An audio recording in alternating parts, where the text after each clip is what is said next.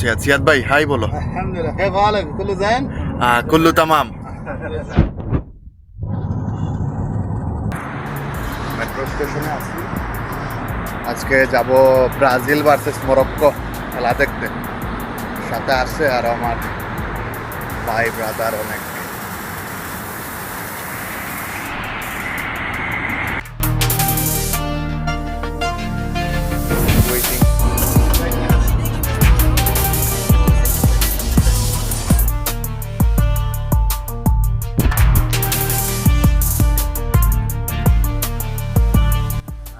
কাতার মলের সামনে চলে আসছি। আমার বড় ভাই আসতেছে। হ্যাঁ হ্যাঁ লেগে না।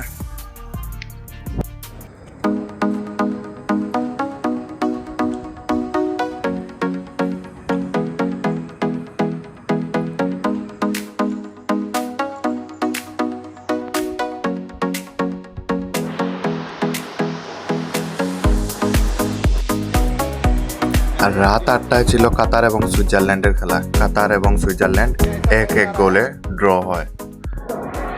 অনেক অনেক দর্শক ছিল তখন।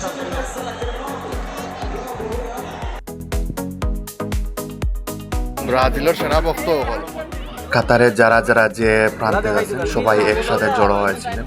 সবাই ছিলেন আমাদের খুবই আপনজন।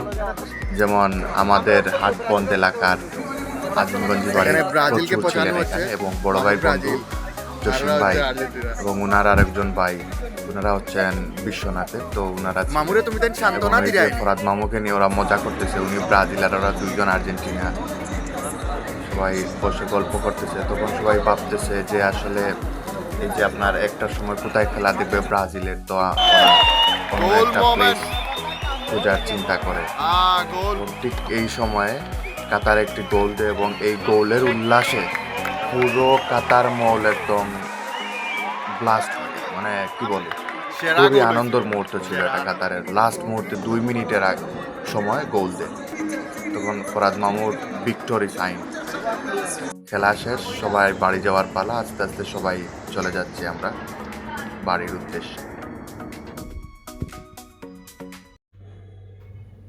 ব্রাজিল ভার্সেস মরক্কো রাত 1টায় শুরু হয়, 3টায় শেষ হয়।